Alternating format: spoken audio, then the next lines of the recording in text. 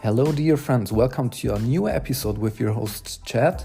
And today the topic is how to save money for a trip, planning the trip, and during the trip.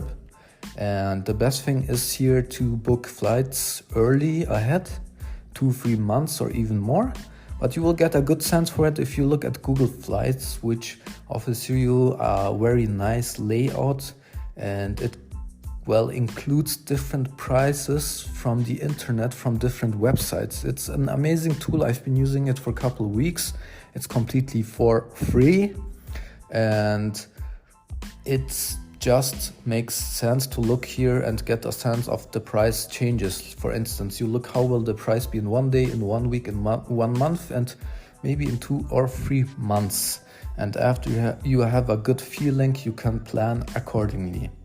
Then you can also do a cross-check, look at other websites online on Google, and don't click necessarily the first websites because those are advertising. It will say ads somewhere. Scroll down a little and then click on 2 or 3 different websites. And if you get the same prices, if you found the cheapest flight prices, then you can choose that. The next step is deciding, where do you want to go, and you can get inspired for it also by different websites. I use personally Google as well, get inspired as well. I would write Google sites, Vietnam or Australia or Germany, then it will show you all the different sites in those countries, and you can look at the reviews. You can see if it's free or if there is tickets included, or what the ticket prices are. But there's also different trip analyzing websites. I don't want to be promoting any certain one. Just DM me if you have a question. But it's quite straightforward, and I don't necessarily plan too much ahead myself. I'm a spontaneous traveler. That being said, I think you will find a good way here. So the next step is once you know where you're going, also look at Google Maps, look at the infrastructure, if it will be easy for you to get around, because otherwise you might pay always for taxi, or you might have additional costs with long public transport.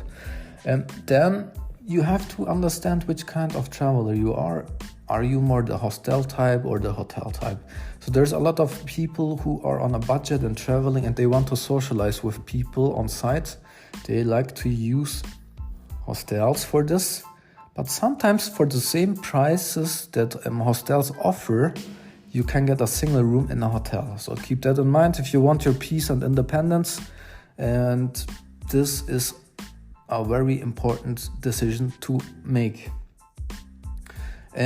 If it's only about socializing with you face to face with others, you can also use Couchsurfing or other applications.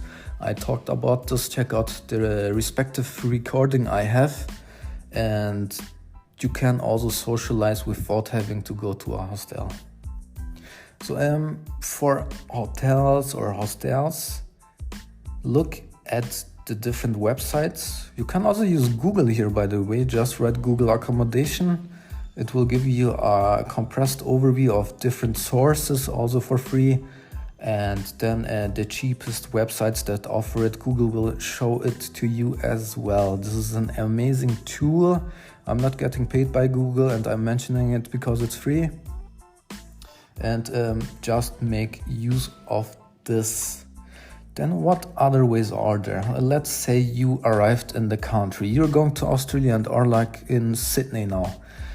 What's the best way to save money for public transport? Maybe you should do a little research before if you can get a weekly or 2 weekly ticket, or if it makes more sense to buy the tickets on the go with your credit card. Just swipe it, because if you don't know what you're gonna do, maybe it's to be flexible is more the better alternative. And for times, and it's eating out in Australia is expensive, you can look at different places, reviews, and Google Maps offers an amazing way to see the range of the prices. So it will show $1 or $2 signs or $3 signs. You get the idea. I don't think Google is the only provider of such services for free, but you can start with this and look also at other places. I know that TripAdvisor, they're also displaying free information like this. You can also use TripAdvisor. TripAdvisor is also showing you different sites like Google sites. TripAdvisor also mentions which sites in a city or country are worth visiting perhaps, and you can also use that to plan.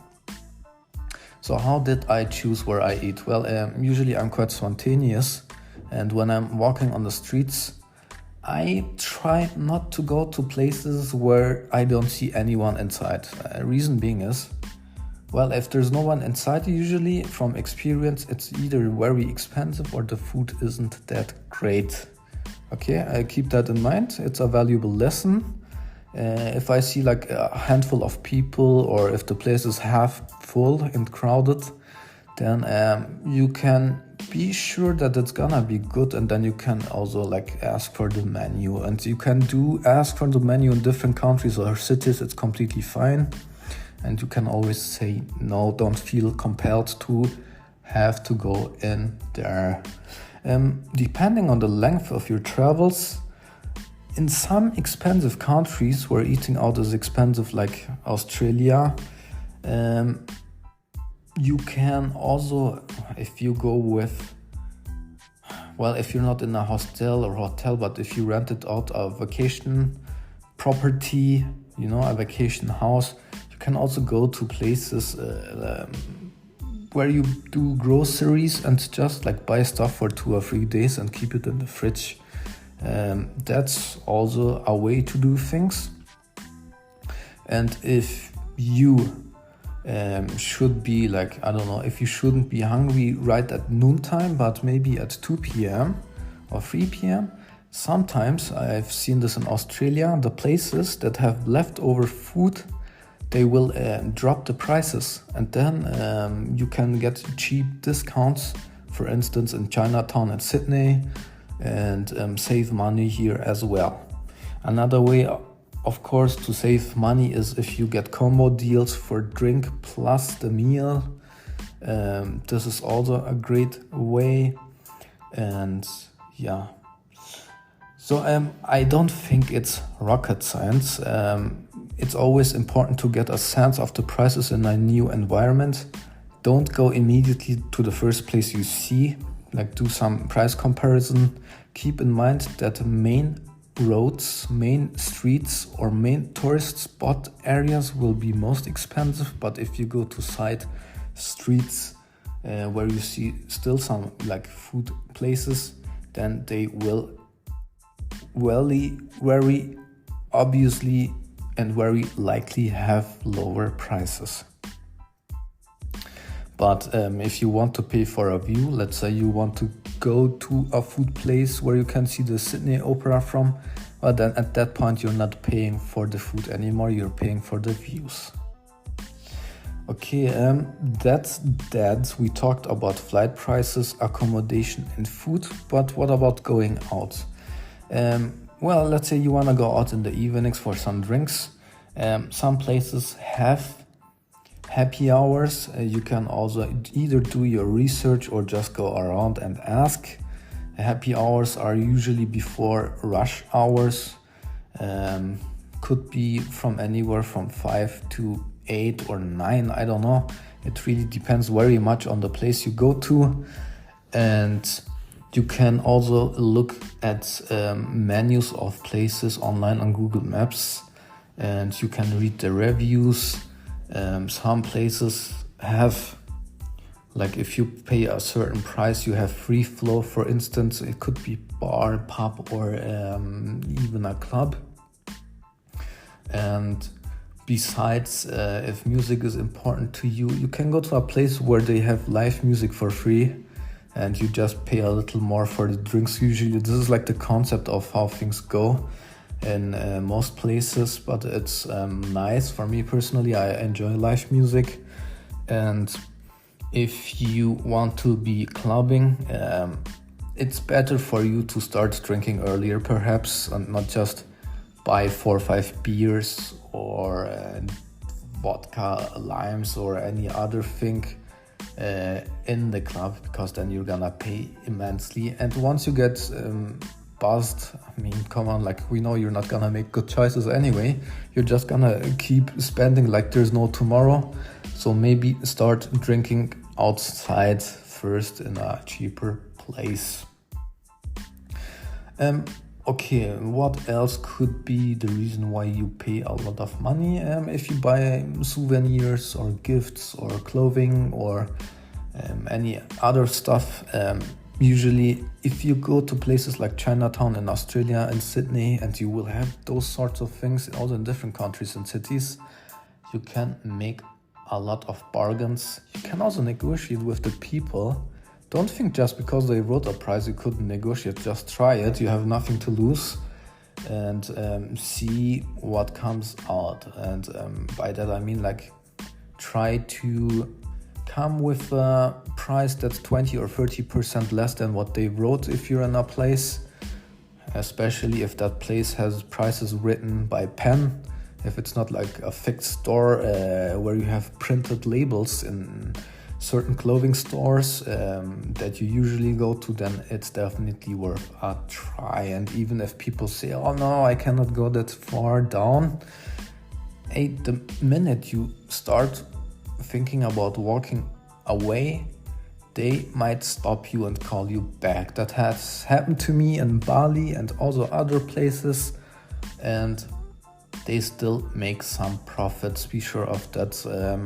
I'm not saying, hey, squeeze out the people so they have only peanuts to eat at home at night. No, I'm not saying that. Like, no, definitely not. I'm for sustainable travel, but also be like mindful of extra high prices that they usually put on top of the regular prices anyway, because they're thinking, okay, I will have to negotiate anyway.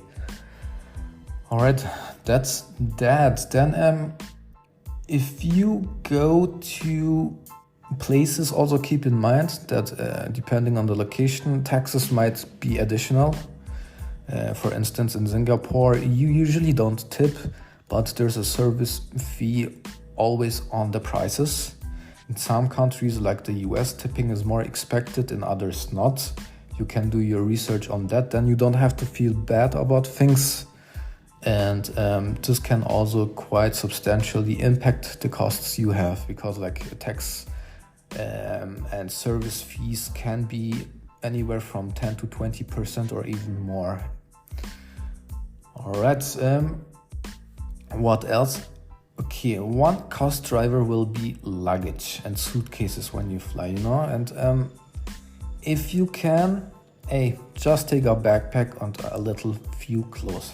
I know you want to look hot, I know you want to be looking trendy and like the next Justin Bieber or Paris Hilton, but we also both know that you will be probably only using half of the clothing you will like drag along, and you can save a lot of costs and get cheaper tickets if you really have small backpacks. For me, for instance, personally, in Bali, I had my suitcase. It was a nightmare to go to different places with a suitcase, because Bali is a big island and I stayed at different places. And then I would have to call a car, taxi. But if I have had a backpack, I could have called a motorbike taxi only. But not only that, if you take a plane, you will be paying more. And now I stayed a couple days with a good friend of mine in Singapore, and I left my suitcase there to travel through Asia for a bit. I'm traveling with a backpack. I only took like 2 shorts and shirts and a few things, you know, and it's quite liberating. Believe me, it is a super good feeling. But I know like that everyone has a different mode of travel, so I also respect that. But I just wanted to mention this. So I think I've given a good recap of the different activities and cost drivers. I hope you will be saving some money. Text me if you have further questions privately. Instagram, Spotify, interact with the tools you have.